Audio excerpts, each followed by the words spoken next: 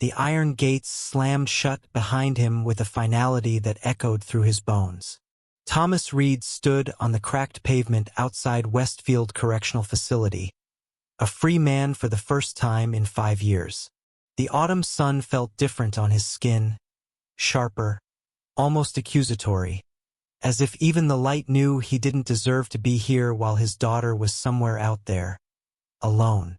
5 years, 60 months, 1,825 days of counting ceiling tiles, of reading the same letter until the paper disintegrated, of clutching a photograph that had long since faded from his desperate fingers.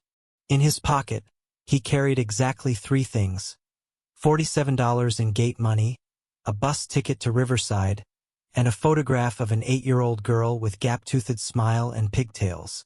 His daughter, Lily. She would be 13 now. A teenager he wouldn't recognize, who probably wouldn't recognize him.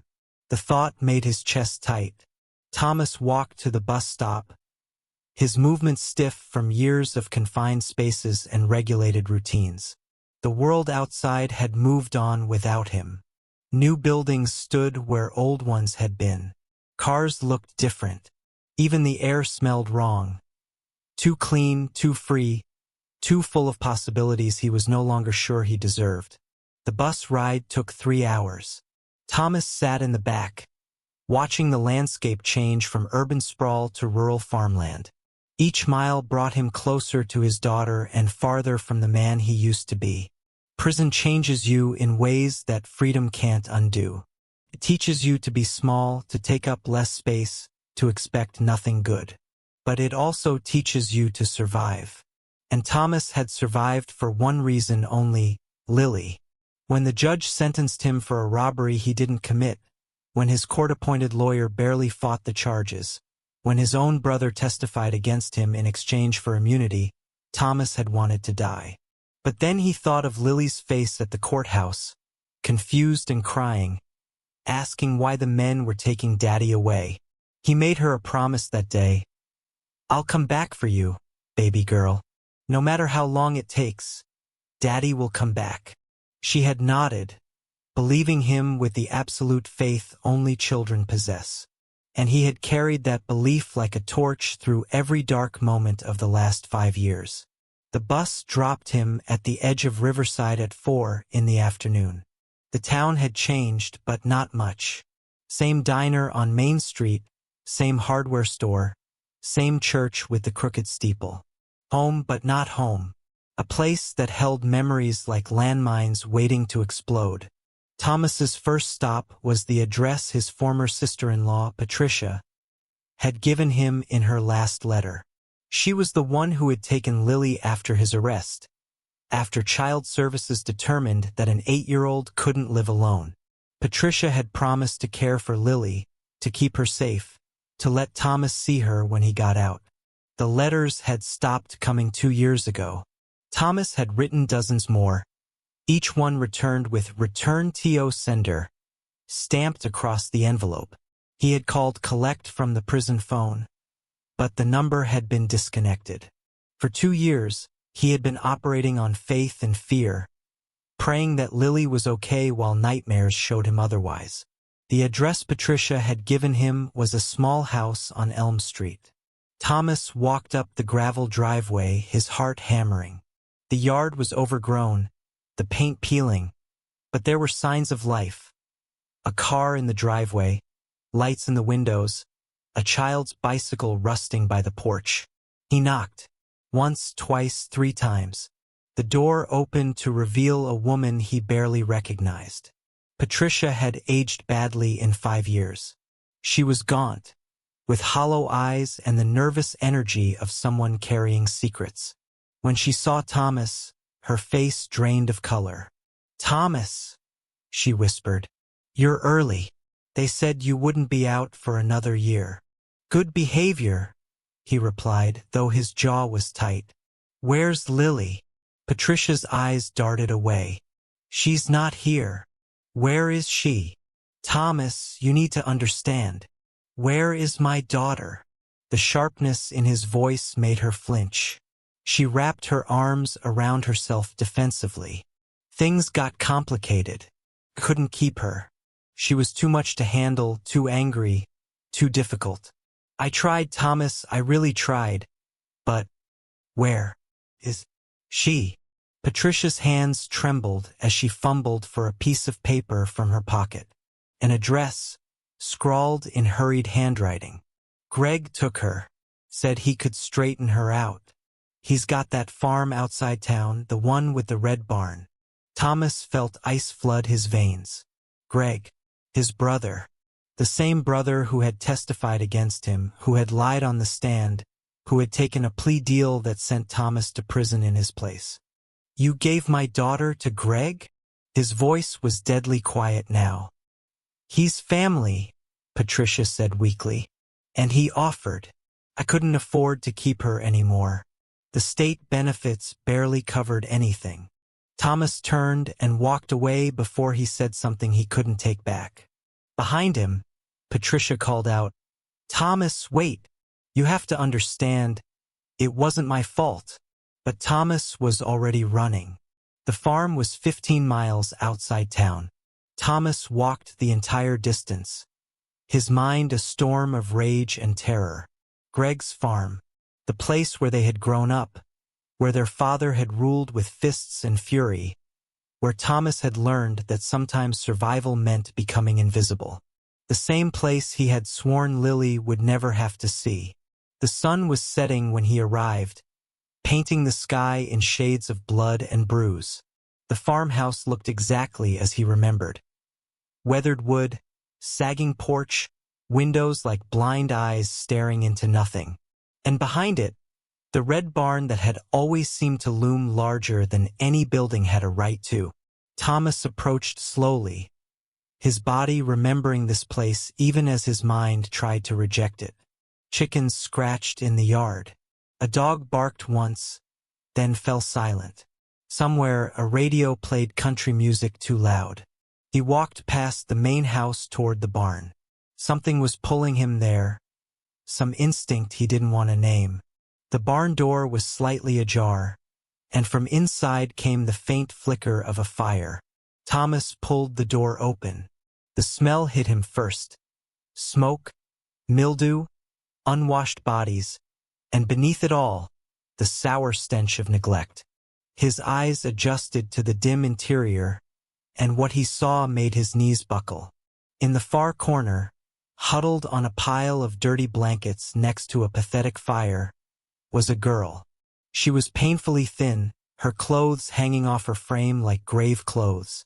Her hair, once honey blonde and shiny, now hung in tangled mats around a face that was all sharp angles and hollow eyes. But Thomas would have recognized her anywhere. Lily! The girl's head snapped up, her eyes wide with something between hope and terror. She stared at him for a long moment, her lips moving soundlessly, as if she had forgotten how to speak. Then, in a voice like breaking glass, "Dad!" Thomas crossed the distance between them in 3 strides and fell to his knees beside her. Up close, the damage was even worse. She was skeletal, her wrists so thin he could circle them with his thumb and forefinger. Her face bore the faded yellow of old bruises. Her hands were covered in calluses and cuts. "Oh, baby girl," Thomas whispered, his voice breaking. "What did they do to you?" Lily's body began to shake. She reached out one trembling hand to touch his face, as if checking that he was real. "You came back," she whispered. "I knew you would. I told them you'd come back. But they said you forgot about me. They said you were never getting out." "Never," Thomas said fiercely, pulling her into his arms. She weighed nothing. "I could never forget you. I counted every day, Lily. Every single day." She collapsed against him, and Thomas felt her body racked with silent sobs. She cried without sound, as if she had learned that noise brought punishment.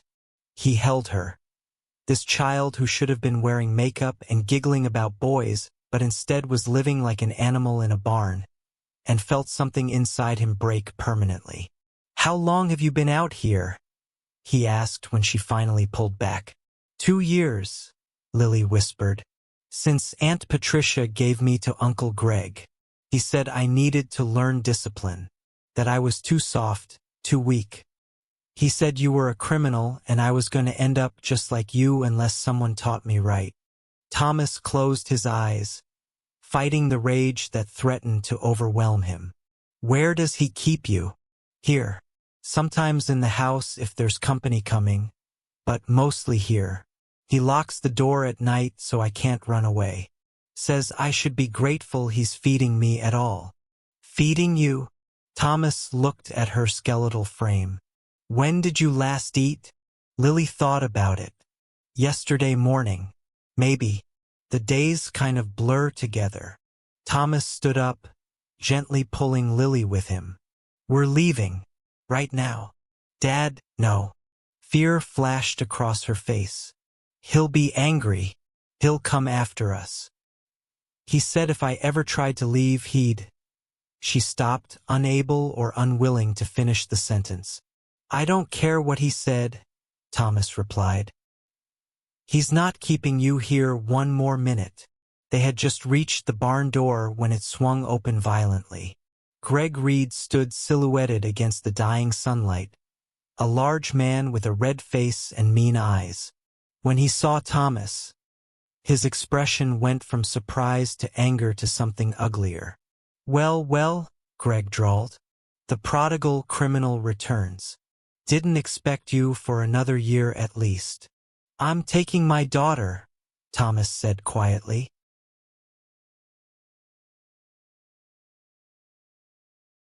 Your daughter? Greg laughed, a sound like breaking glass. You lost the right to call her that when you went to prison. She's under my guardianship now. Legal and everything. Legal guardianship that involves locking a child in a barn? Starving her? Working her like a slave? I'm teaching her discipline, Greg snapped. Something you never learned. She was wild when Patricia brought her here, spoiled rotten by you and that weak wife of yours. Someone had to break her of those bad habits. Thomas felt Lily's hand tighten in his. She was shaking again, but this time not from cold or hunger, from fear. Fear of the man who had been her jailer for 2 years. We're leaving, Thomas repeated.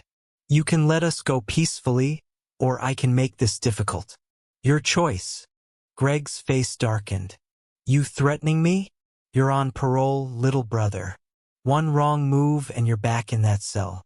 Think about that before you do something stupid. I've thought about nothing else for 5 years, Thomas said. And you know what I realized? I don't care about parole. I don't care about going back to prison. The only thing I care about is getting my daughter out of here alive. So ask yourself, are you willing to die for your pride? Something in Thomas's voice made Greg hesitate. Prison had hardened Thomas in ways that his brother hadn't anticipated. This wasn't the same man who had been led away in handcuffs 5 years ago. This was someone who had survived hell and come back with nothing left to lose. Greg's hand twitched toward his belt, where Thomas knew he kept a knife. But before he could move, a voice called out from the farmhouse. Greg! Sheriff's here. Both men turned to see a police cruiser pulling into the driveway. Thomas felt a moment of pure terror. If the police took him back now, before he could secure Lily's safety, she would disappear into the system again. Or worse, stay here with Greg. But the person who stepped out of the cruiser wasn't a sheriff. It was a woman in her 50s with sharp eyes and the bearing of someone who had seen too much human ugliness to be surprised by anything. She wore the badge of the County Child Protective Services. Mr. Reed. She was looking at Thomas. I'm Laura Chun, CPS. We received an anonymous call about a child living in inadequate conditions at this address. I'm here to investigate. Thomas could have kissed whoever made that call. Patricia? A neighbor? God himself? The child is my daughter, he said quickly. Lily Reed. She's 13. She's been living in that barn for 2 years under the guardianship of my brother, Greg Reed. Laura Chen's expression hardened. She walked past Greg into the barn, and Thomas watched as her professional composure cracked just slightly. When she emerged, her face was stone. "Mr. Greg Reed, I'm taking immediate custody of this child. You'll be hearing from our legal department and likely the district attorney's office." "You can't do that," Greg blustered. "I have legal guardianship. I have papers. Papers that will be voided as soon as I file my report," Laura replied coldly. "Mr. Thomas Reed, do you have identification and proof of paternity?" Thomas pulled out his prison release papers and Lily's birth certificate, which he had managed to keep through everything. Laura examined them carefully. "Your parole status? Released this morning. Full custody rights restored as part of my release agreement. The conviction was overturned last month based on new evidence." Laura nodded slowly. "Then, as far as I'm concerned, this child is going home with her father. Greg Reed, I strongly suggest you speak to a lawyer. You'll be hearing from us." The small motel room smelled like disinfectant and old cigarettes, but to Thomas it might as well have been paradise. It had 2 beds, hot water, and most importantly, a lock on the door that only he controlled. Lily sat on one of the beds, freshly showered, wearing clothes Laura Chan had purchased from a nearby store. She looked younger somehow, more fragile now that she was clean and safe. She had eaten 2 sandwiches, a cup of soup, and an apple with the desperate intensity of someone who expected the food to disappear at any moment. Now she just sat, staring at her hands, as if she couldn't quite believe this was real. "Lily." Thomas sat carefully beside her. "Can I ask you something?" She nodded without looking up. "How did you survive? 2 years in that place with Greg treating you like that. What kept you going?" Lily was quiet for so long that Thomas thought she might not answer. Then, slowly, she reached into her pocket and pulled out something small and tattered. A photograph, the same one Thomas had carried in prison. Lily at 8 years old, smiling, happy, whole. "You kept one too?" Thomas's voice broke. "You gave it to me before they took you away," Lily whispered. "You said to look at it whenever I forgot what love looked like. So I looked at it every night. And I told myself that the dad in this picture was coming back. That he wouldn't leave me there forever." Thomas pulled her into his arms, and this time she clung to him with the fierce desperation of someone who had spent too long alone.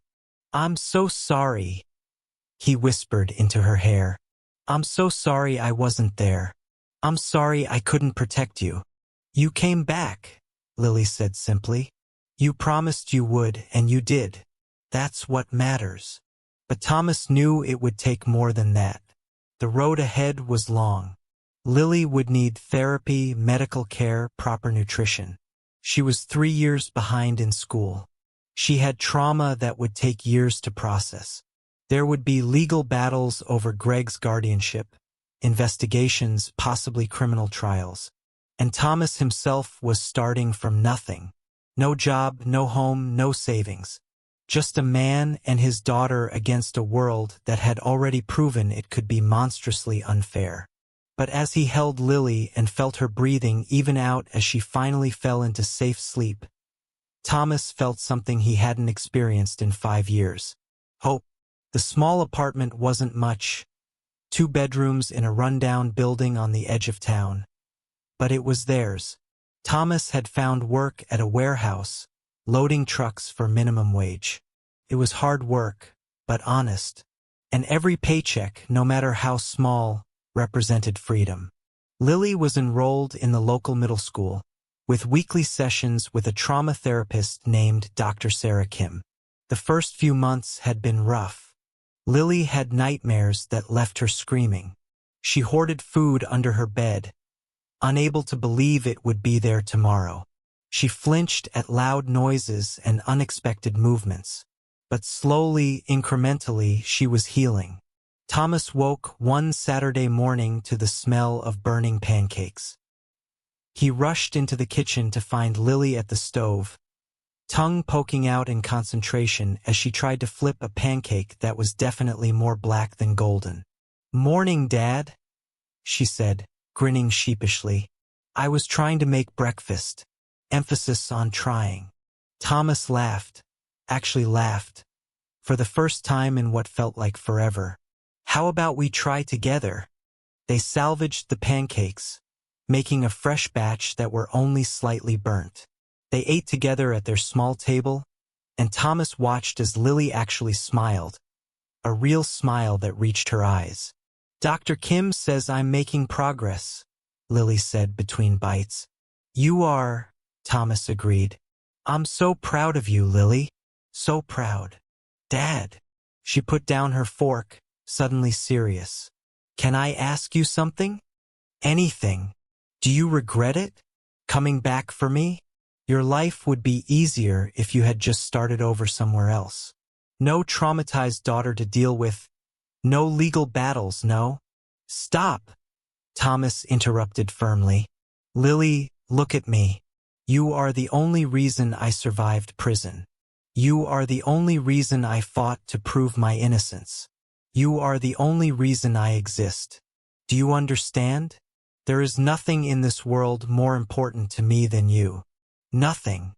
Tears welled in Lily's eyes. "I love you, Dad. I love you too, baby girl. More than all the stars in all the skies." It was their old game, the one they used to play when she was little. Lily's smile widened. "More than all the fish in all the oceans? More than all the grains of sand on all the beaches? More than all the books in all the libraries? More than all the dreams anyone's ever dreamed?" They sat together in their small kitchen, eating burnt pancakes and laughing, and Thomas thought, this is what freedom really means. Not the absence of bars and chains, but the presence of love. The ability to sit with your daughter and know that tomorrow you'll both still be here, together. Greg was awaiting trial on child endangerment and abuse charges. Patricia had been fined and placed under investigation. The legal system that had failed Thomas so completely was at least trying to make things right. But the real victory wasn't in the courtroom. It was here, in this moment, with his daughter finally smiling again. Thomas stood outside Riverside Middle School, waiting for the final bell. Other parents gathered around him, chatting and checking phones. He had become a familiar face here, the dad who showed up early every day, who volunteered for field trips, who made sure everyone knew his daughter mattered. The doors burst open and students flooded out. Thomas spotted Lily immediately. She was walking with two other girls, all three of them laughing about something. She had gained weight, healthy weight that made her face round again. Her hair was styled in the braids she loved. She wore clothes that fit and shoes that weren't held together with duct tape. When she saw him, her face lit up. "Dad!" She jogged over, her friends trailing behind. "This is my dad," she told them proudly. "Dad, this is Madison and Zoe." "Nice to meet you girls," Thomas said. He'd learned all their names, all the gossip, all the drama of 13-year-old life. Because that was his job now, to be present, to care, to show up. As they walked home, Lily chatted about her day. She'd gotten an A on her history test. She was trying out for the school play. Madison's brother was being annoying. Normal things. Beautiful, ordinary teenage things. At home, Thomas helped her with homework while dinner cooked. They ate together, cleaned up together, watched a movie together. When it was time for bed, he kissed her forehead the way he used to when she was small. "Good night, baby girl. Good night, Dad. Love you. Love you more." "Not possible," she said, grinning. Thomas closed her door and stood in the hallway of their small apartment.